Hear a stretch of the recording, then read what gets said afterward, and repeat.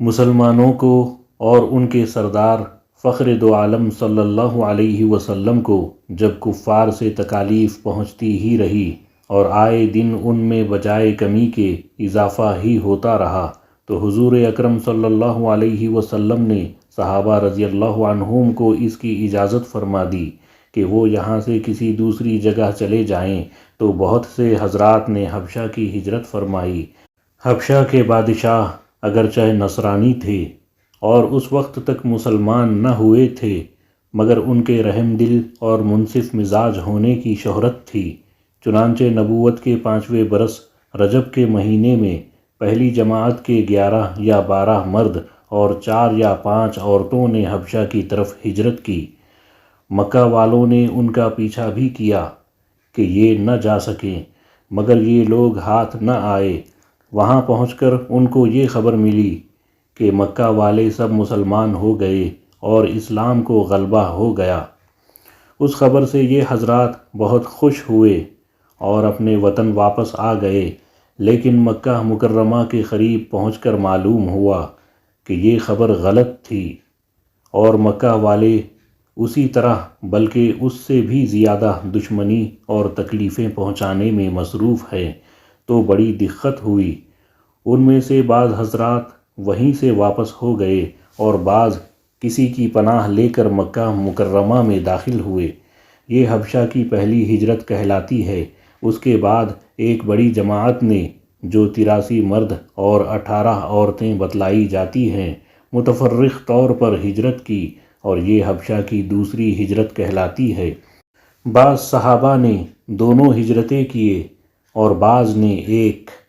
کفار نے جب یہ دیکھا کہ یہ لوگ حبشہ میں چین کی زندگی بسر کرنے لگے تو ان لوگوں کو اور بھی غصہ آیا اور بہت سے تحفے تحائف لے کر نجاشی شاہ حبشہ کے پاس ایک وفد بھیجا، جو بادشاہ کے لیے بھی بہت سے تحفے لے کر گیا اور اس کے خواص اور پادریوں کے لیے بھی بہت سے ہدیے لے کر گیا۔ جا کر اول پادریوں اور حکام سے ملا اور ہدیے دے کر ان سے بادشاہ کے یہاں اپنی سفارش کا وعدہ لیا، اور پھر بادشاہ کی خدمت میں یہ وفد حاضر ہوا۔ اول بادشاہ کو سجدہ کیا اور پھر تحفے پیش کر کے اپنی درخواست پیش کی، اور رشوت خور حکام نے تائید کی۔ انہوں نے کہا کہ اے بادشاہ، ہماری قوم کے چند بے وقوف لڑکے اپنے قدیمی دین کو چھوڑ کر ایک نئے دین میں داخل ہو گئے، جس کو نہ ہم جانتے ہیں نہ آپ جانتے ہیں، اور آپ کے ملک میں آ کر رہنے لگے۔ ہم کو شرفائے مکہ نے اور ان لوگوں کے باپ، چچا اور رشتہ داروں نے بھیجا ہے کہ ان کو واپس لائیں، آپ ان کو ہمارے سپرد کر دیں۔ بادشاہ نے کہا کہ جن لوگوں نے میری پناہ پکڑی ہے، بغیر تحقیق کے ان کو تمہارے حوالے نہیں کر سکتا۔ اول ان سے بلا کر تحقیق کر لوں، اگر یہ صحیح ہوا تو تمہارے حوالے کر دوں گا۔ چنانچہ مسلمانوں کو بلایا گیا۔ مسلمان اول بہت پریشان ہوئے، کیا کریں، مگر اللہ کے فضل نے مدد کی اور ہمت سے یہ طے کیا کہ چلنا چاہیے اور صاف بات کہنا چاہیے۔ بادشاہ کے یہاں پہنچ کر سلام کیا۔ کسی نے اعتراض کیا کہ تم نے بادشاہ کو آداب شاہی کے موافق سجدہ نہیں کیا۔ ان لوگوں نے کہا کہ ہم کو ہمارے نبی نے اللہ کے سوا کسی کو سجدہ کرنے کی اجازت نہیں دی۔ اس کے بعد بادشاہ نے ان سے حالات دریافت کیے۔ حضرت جعفر رضی اللہ عنہ آگے بڑھے اور فرمایا کہ ہم لوگ جہالت میں پڑے ہوئے تھے، نہ اللہ کو جانتے تھے نہ اس کے رسولوں سے واقف تھے، پتھروں کو پوجتے تھے، مردار کھاتے تھے، برے کام کرتے تھے، رشتے ناتوں کو توڑتے تھے، ہم میں کا قوی ضعیف کو ہلاک کر دیتا تھا۔ ہم اسی حال میں تھے کہ اللہ نے اپنا ایک رسول بھیجا، جس کے نسب کو، اس کی سچائی کو، اس کی امانت داری کو، پرہیزگاری کو ہم خوب جانتے ہیں۔ اس نے ہم کو ایک اللہ وحدہ لا شریک لہ کی عبادت کی طرف بلایا اور پتھروں اور بتوں کے پوجنے سے منع فرمایا۔ اس نے ہم کو اچھے کام کرنے کا حکم دیا، برے کاموں سے منع کیا۔ اس نے ہم کو سچ بولنے کا حکم دیا، امانت داری کا حکم دیا، صلہ رحمی کا حکم دیا، پڑوسی کے ساتھ اچھا برتاؤ کرنے کا حکم دیا، نماز، روزہ، صدقہ خیرات کا حکم کیا اور اچھے اخلاق تعلیم کیے۔ زنا، بدکاری، جھوٹ بولنا، یتیم کا مال کھانا، کسی پر تہمت لگانا اور اس قسم کے برے اعمال سے منع فرمایا۔ ہم کو قرآن پاک کی تعلیم دی، ہم اس پر ایمان لائے اور اس کے فرمان کی تعمیل کی، جس پر ہماری قوم ہماری دشمن ہو گئی اور ہم کو ہر طرح ستایا۔ ہم لوگ مجبور ہو کر تمہاری پناہ میں اپنے نبی کے ارشاد سے آئے ہیں۔ بادشاہ نے کہا، اچھا، جو قرآن تمہارے نبی لے کر آئے ہیں وہ کچھ مجھے سناؤ۔ حضرت جعفر رضی اللہ عنہ نے سورہ مریم کی اول کی آیتیں پڑھیں، جس کو سن کر بادشاہ بھی رو دیا اور اس کے پادری بھی جو کثرت سے موجود تھے، سب کے سب اس قدر روئے کہ داڑھیاں تر ہو گئیں۔ اس کے بعد بادشاہ نے کہا کہ خدا کی قسم، یہ کلام اور جو کلام حضرت موسیٰ لے کر آئے تھے ایک ہی نور سے نکلے ہیں، اور ان لوگوں سے صاف انکار کر دیا کہ میں ان کو تمہارے حوالے نہیں کر سکتا۔ وہ لوگ بڑے پشیمان ہوئے کہ بڑی ذلت اٹھانی پڑی۔ آپس میں صلاح کر کے ایک شخص نے کہا کہ کل کو میں ایسی تدبیر کروں گا کہ بادشاہ ان کی جڑ ہی کاٹ دے۔ ساتھیوں نے کہا بھی کہ ایسا نہیں چاہیے، یہ لوگ اگرچہ مسلمان ہو گئے مگر پھر بھی رشتہ دار ہیں، مگر اس نے نہ مانا۔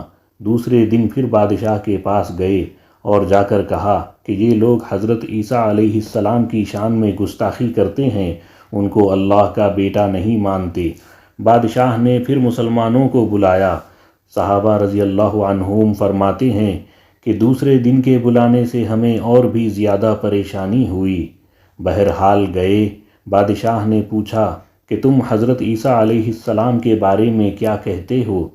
انہوں نے کہا، وہی کہتے ہیں جو ہمارے نبی پر ان کی شان میں نازل ہوا کہ وہ اللہ کے بندے ہیں، اس کے رسول ہیں، اس کی روح ہیں اور اس کا کلمہ ہے جس کو خدا نے کنواری اور پاک مریم کی طرف ڈالا۔ نجاشی نے کہا کہ حضرت عیسیٰ علیہ السلام بھی اس کے سوا کچھ نہیں فرماتے۔ پادری لوگ آپس میں کچھ چخ چخ کرنے لگے۔ نجاشی نے کہا، تم جو چاہے کہو۔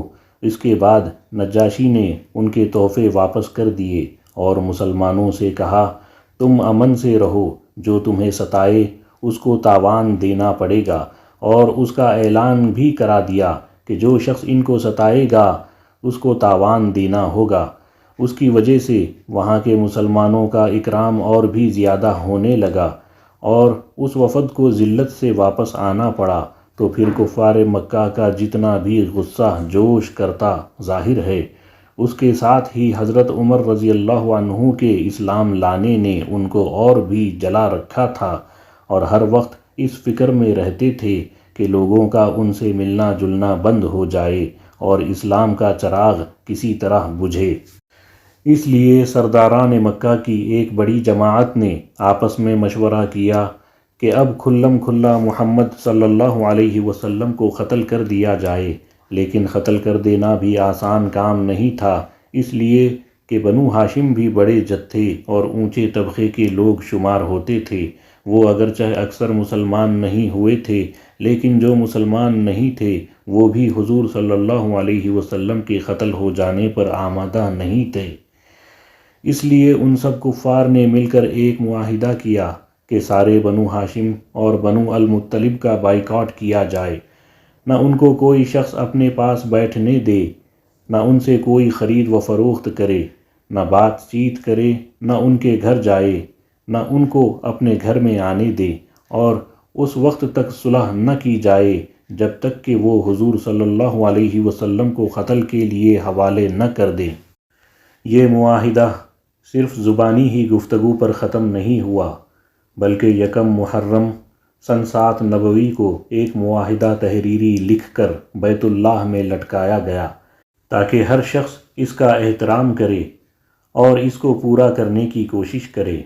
اور اس معاہدے کی وجہ سے 3 برس تک یہ سب حضرات 2 پہاڑوں کے درمیان ایک گھاٹی میں نظر بند رہے کہ نہ کوئی ان سے مل سکتا تھا نہ یہ کسی سے مل سکتے تھے، نہ مکہ کے کسی آدمی سے کوئی چیز خرید سکتے تھے، نہ باہر کے آنے والے کسی تاجر سے مل سکتے تھے۔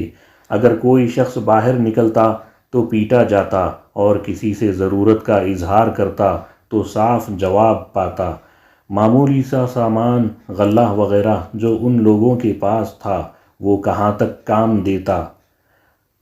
آخر فاقوں پر فاقے گزرنے لگے اور عورتیں اور بچے بھوک سے بے تاب ہو کر روتے اور چلاتے، اور ان کے اعزاء کو اپنی بھوک اور تکالیف سے زیادہ ان بچوں کی تکالیف ستاتی۔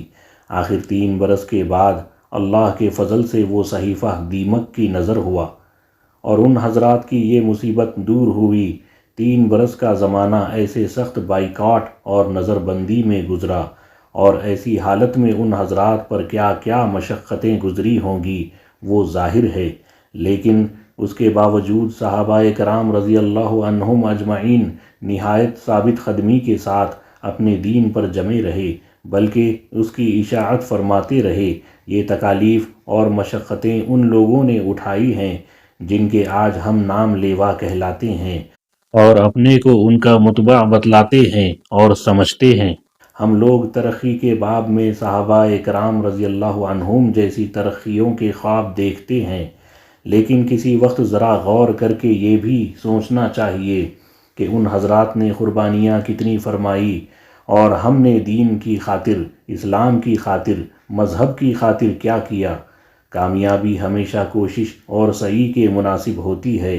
ہم لوگ چاہتے ہیں کہ عیش و آرام، بددینی اور دنیا طلبی میں کافروں کے دوش بدوش چلیں اور اسلامی ترقی ہمارے ساتھ ہو۔